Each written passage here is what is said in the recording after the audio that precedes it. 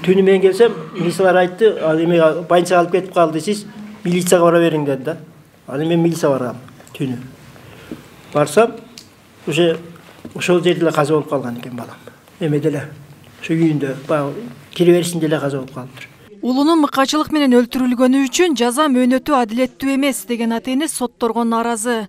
Экинчи топтогу майыптыгы бар уулу Кыялбек Жалиловдун өз батиринде белгисиз адам тарабынан өлтүрүлгөнүн ата-эне бүгүнкү күнгө чейин көз алдынан кетире элек. Окуя өткөн жылдын август айында жүз берген. 23 жолу уруп атат бычакты.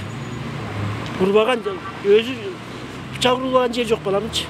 Бутылкан ошол жерде агып чыгып калган да. Ошондо сурап койбойт. Эмне себептен 23 жолу урулду? Эмне деген соттор? Ушундай соттор керек кылса. Мен оюм, мен наразымын соттор. Өмүр бою камалыш. Өмүр бою кетиш керек.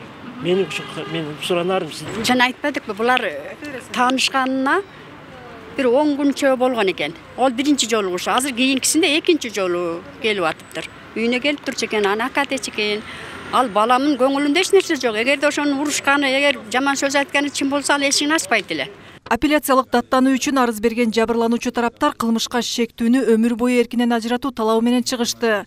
Жактоочусу сот чечими эски мыйзамдын күчү менен эмес, жаңы 2019-жылы кирген соттоодогу жеңилдиктер каралып, бир топ адилетсиздиктерге негиз болгон дейт.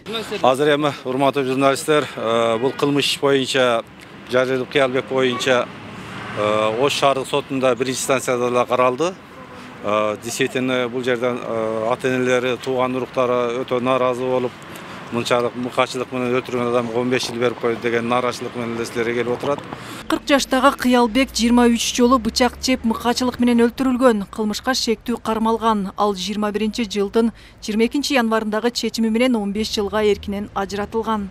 Ош шаардык сотунун 2021-жылдын 22 январдагы өкүмү менен Бектемир уулу Алтынбай Кыргыз Республикасынын жазык кодексинин 130-беренесинин 2-бөлүм 3-9 пункттары менен күнөөлүү деп табылып, 15 жылга эркиндигинен ажыратылган. Жаза өтөө мөөнөтү 2020-жылдын 10 августтан баштап эсептелинген, бөгөт коюу чарасы өзгөртүүсүз камакта бойдон калтырылган.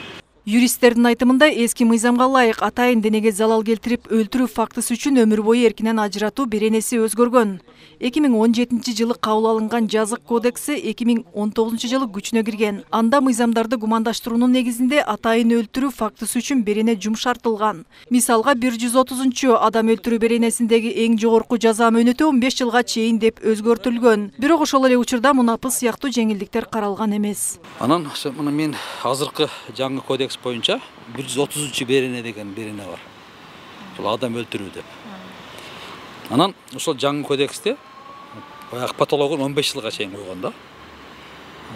Мурдакы эски мыйзам боюнча, эски кодекс боюнча маселен бир күн үчүн жанакы сотко чейин камакта отуруп, апелляция учурунда, биринчи инстанция учурунда камакта отурган болсо, бир күнү 2 күнгө өтчү да. Маселен бир жыл отурган болсо 12 ошол 2 жылга өтчү да. Азыр андай деген мыйзамды алып таштаган. Кыялбек Жалиловдун ата-энеси уулунун өзгөчө мыкачылык менен өлтүрүлгөндүгү үчүн айыпталуучу өмүр бою эркинен ажыратылышы керек деген жүйөдө жогорку сотко чейин кайрылышаарын билдиришти.